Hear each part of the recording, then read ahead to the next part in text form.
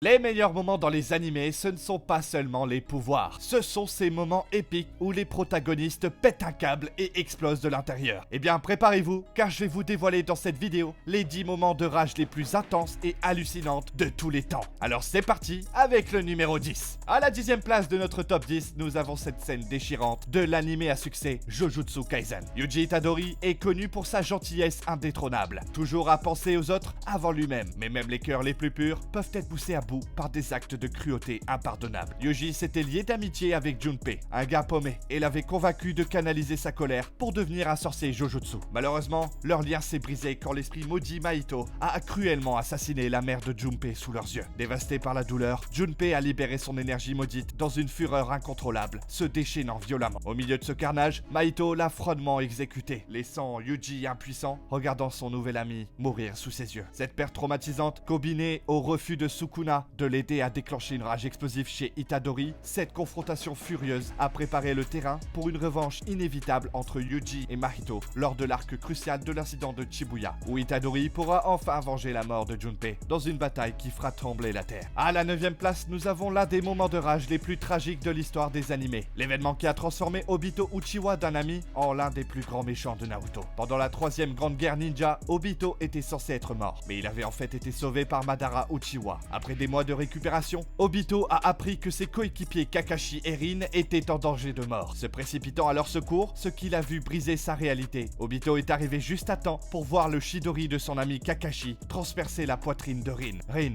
la fille qu'Obito aimait, gisait maintenant morte devant lui, tuée par son plus proche ami. Ce traumatisme inimaginable a déclenché une vague de rage en Obito. Dans une fureur aveugle, il a facilement massacré tous les ninjas ennemis présents, serrant le corps sans vie de Rin, sanglotant de manière incontrôlable. L'ampleur astronomique de son chagrin a réveillé le légendaire Mangekyo Sharingan dans ses yeux. Ce moment a cristallisé sa nouvelle destinée autoproclamée, refaire le monde à travers le Tsukuyomi. Le gentil Obito n'était plus. Sa rage débridée a donné naissance à l'une des forces du mal les plus redoutables que le monde ninja ait jamais connu. Obito, l'homme masqué, déterminé à plonger le monde entier dans un genjutsu de sa propre conception. À la 8e place, nous avons l'une des transformations les plus iconiques de l'anime. Pour ce moment de rage, Ichigo Kurosaki libère son holo intérieur dans Bleach. Pendant son intense bataille contre le puissant Ulquiorra, Ichigo a été abattu et empalé en pleine poitrine. Alors qu'il gisait, dévasté, les cris agonisants de son ami Orihime résonnaient. Ce moment a déclenché quelque chose de primal dans la psyché d'Ichigo. Consumé par une fureur incontrôlée, due à son incapacité à la protéger et poussé par son besoin désespéré de plus en plus de puissance, l'âme d'Ichigo a commencé à résonner violemment. Dans une métamorphose terrifiante, l'apparence d'Ichigo s'est tordue et déformée alors que les frontières entre lui et son holo se brouillaient. Quand le voile noir s'est dissipé, Ichigo avait subi une transformation complète. Ses yeux brillaient d'une menace froide. Ses cheveux prenaient une teinte blanche fantomatique et une pression spirituelle dense, sans précédent, émanait de son être. L'Ichigo, autrefois impuissant, maniait maintenant une puissance qui surpassait même la force significative d'Ulquiorra. Avec cette nouvelle forme d'holo, le combat a instantanément changé. L'avantage d'Ulquiorra s'est évaporé alors qu'Ichigo le battait sans relâche sous ses attaques frénétiques. Par le sacrifice de son humanité, Ichigo enragé a saisi sa chance, tuer son adversaire presque invincible. À la 7e place, nous avons une explosion de rage vraiment folle provenant de la série Naruto. Ce passage arrive lorsque le pouvoir du renard à 9 queues est déchaîné par la rage aveuglante de Naruto. Le village caché de Konoha est assiégé par le membre puissant de l'Akatsuki Pei. Alors que la destruction s'abat, Naruto est déjà poussé à sa limite émotionnelle. Cependant, son monde s'effondre lorsqu'il voit sa bien-aimée Hinata se sacrifier pour le protéger, semblant être tué par l'assaut de Pei. Tout pousse Naruto au bord d'une fureur apocalyptique. Sa colère et son chagrin agissent comme un soupape, permettant au chakra corrompu du renard à 9 queues de couler librement dans son corps. Dans une transformation terrifiante, Naruto commence à visiblement muter et se défigurer alors que l'influence sinistre du renard prend le dessus. Il atteint rapidement la légendaire transformation à 6 queues, libérant des ondes de choc dévastatrices et un enfer. Le Jinchuriki enragé a facilement surclassé les capacités de Pei. La zone environnante a été réduite à un champ de ruines fumantes alors que la colère de Naruto laissait une traînée de destruction, surpassant même l'assaut de Pain sur le village caché de Konoha. Quel moment incroyable! À la 6e place, nous avons Asta de Black Clover, cédant pleinement à l'obscurité de son démon intérieur dans une démonstration de rage. Pendant une bataille intense contre le démon suprême Dante,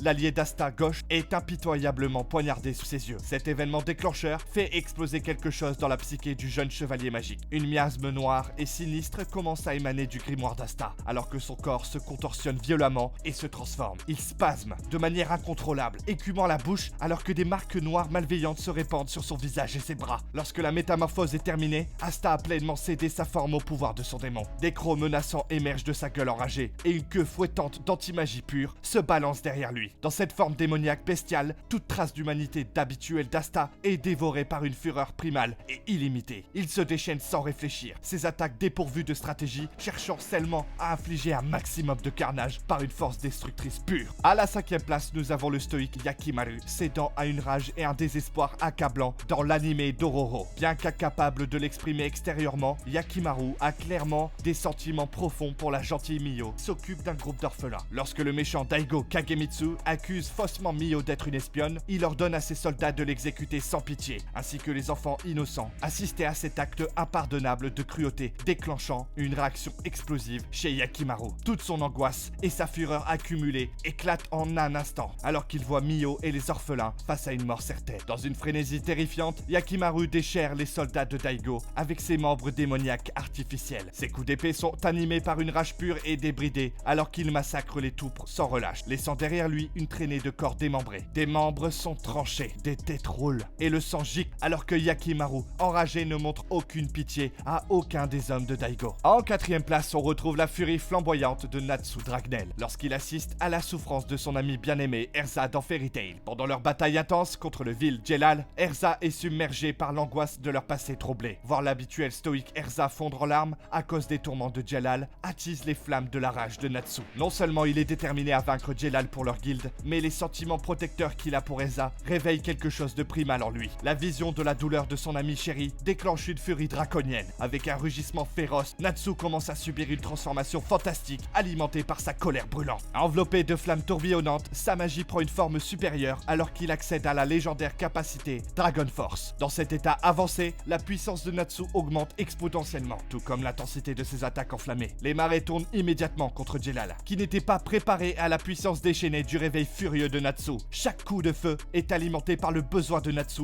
de faire payer Jelal pour la souffrance infligée à Erza. Son lien avec son ami transcende toute limite physique, lui permettant d'accéder à des réserves de magie et de force inexplorées. En 3e place, nous avons la rage d'Eren Yeager lors de son match contre le titan féminin Annie dans l'attaque des titans. Dans les premières saisons, la colère d'Eren bouillonnait constamment sur la surface, alimentée par l'immense traumatisme et les pertes infligées par les titans. Mais lorsqu'il croise à nouveau le chemin d'Annie dans sa forme de titan lors de la bataille de Stores, ses souvenirs amers accumulés explosent de plein fouet, se rappelant la mort horrible de sa mère, ses camarades déchirés et tout ce qui lui a été volé par les titans. La rage d'Eren transcende toute limite rationnelle. Un vortex féroce et animal de haine consume chaque fibre de son être alors qu'il initie la confrontation brutale. Dans un état de frénésie berserk sans précédent, la forme de titan d'Eren subit une montée extrême de force et d'agressivité. Ses poings massifs martèlent sans relâche le titan d'Annie avec une force écrasante, affligeant coup après coup, alimenté par des années de rage accumulée. Mais la force physique n'est que le début. Eren commence à tenter de dévorer et de consommer le titan d'Annie dans une démonstration choquante de sauvagerie inhumaine. Seule l'intervention de ses camarades l'empêche de littéralement la déchirer et la dévorer dans cet état de rage frénétique. Quand il s'agit de moments de rage pure et débridée dans l'anime,